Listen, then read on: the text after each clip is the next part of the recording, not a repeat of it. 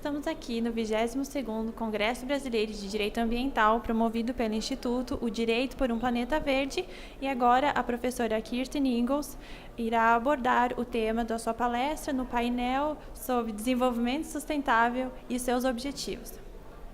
Professor Kirstyn Inglis, what is your take on sustainable development and its objectives? Thank you, Paula. Sustainable development is a principle, as we heard earlier today, introduced by Christina Voigt, who's also going to be interviewed here. And it's long been incorporated into the activities of the European Union, notably through the treaties. And various other principles have given implementation, have given form to the principle of sustainable development. The principle of integration specifically enables the European Union to take action in various areas of activity, economic and social, and obviously environmental.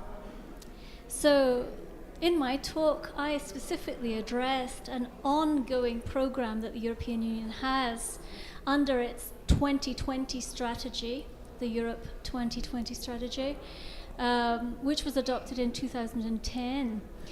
The first flagship initiative, there are 7, was the resource efficiency flagship. And the European Union is suffering constant environmental degradation, generally speaking, in spite of the regulatory and an impressive body of environmental laws at national and regional level.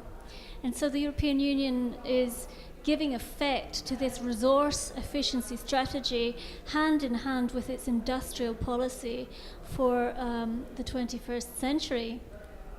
And so the idea of the resource efficiency strategy is to decouple economic growth from the use of resources and to improve resource efficiency, all at the same time as creating this union, smart and inclusive growth. I think that kind of answers the question on sustainable development from an EU perspective, but I just wanted to highlight the importance of sustainable development in the European Union's bilateral relationship with Brazil, so the 28 member states on the one hand, with Brazil on the other. And in 2007, the EU and Brazil agreed a partnership. They agreed to be strategic partners, and they both worked together on various areas that will, or that promise, to impact positively on joint sustainable development. And they're working both bilaterally but also multilaterally to achieve certain sustainable development goals. I think that's enough for now. But anyway, we can go into more specific questions if you like. A professora Kirstyn Inglis está trabalhando atualmente na Universidade de São Paulo, no Instituto de Relações Internacionais, IRI, com o projeto Jean Monnet. E agora vamos ouvir um pouco a professora a respeito desse projeto. Professor, can you talk a little bit about your Jean Monnet project? With pleasure, Paula.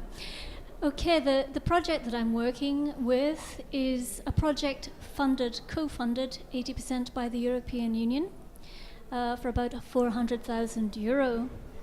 The project is a 3-year project, and it's designed to increase the activities of the department and the student base, but also with external partners such as business, non-governmental organizations, and organizations like o Direito por a Planeta Verde. The point is to raise awareness and build research in all issues of interest in the Brazil and European Union relationship, and that can cover everything from trade and Mercosur to common standards in food production, import and export issues, as well as environment issues and security issues and so on. So our activities range everything from establishing a resource center within the International Relations Institute of USP, and also creating different seminars to build the capacity of students and other civil society players in the international negotiations between Brazil and Europe. And then we have various other specific initiatives. There's a small newsletter called the Jean Monnet Supplement. You're invited to submit little articles on any topic relating to Brazil-EU relationship. And then there's the Young Researchers Seminar, for example, bringing together researchers from all over Brazil to make a publication on Brazilian points of view of the Brazil-EU relationship. So that's just an idea of some of the activities that we're doing under the project. So far it's been extremely successful. We got a very good evaluation for the first year, and I'm looking forward to stepping up our initiatives for the second and third.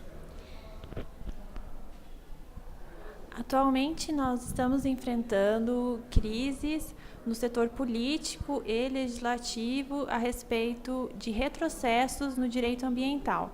E agora a professora Inglis vai comentar um pouquinho a visão que ela tem sobre esse assunto.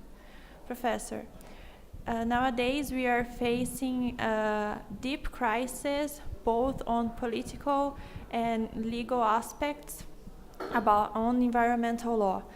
We would like to hear you and your opinion about this matter. So, in the context of crisis facing the world, of course we are facing unprecedented security and economic and populism, the rise of populism crisis. And of course it's a threat to progress in environmental matters. However, while the economic crisis was experienced by many and seen as many, feared by many as being a warning of the deprioritization of environmental matters, in fact, in some respects, it meant that the continuing of the lack of growth had positive effects on the environment in many ways. So that's one thing to say. The other thing that I find very positive is while Donald Trump has intimated that he intends to pull out of the Paris Agreement, various corporations and mayors and governors and other political players in the United States have continued to give their support to implementation of the Paris Agreement. So this is a very positive aspect. And in terms of crisis, we cannot avoid the fact that we're in an environmental crisis also. And hopefully the use of the resources available and the political emphasis will continue to build in order to properly address the environmental crisis at the same time as the immediate crises. And the environment crisis is an immediate crisis also. Does this answer your question? Yes, thank you very much. Em nome do Instituto, o Direito por Planeta Verde, nós agradecemos a participação da professora Kirstyn Inglis nessa entrevista. Thank you, Professor, so much. And thank you so much for having me.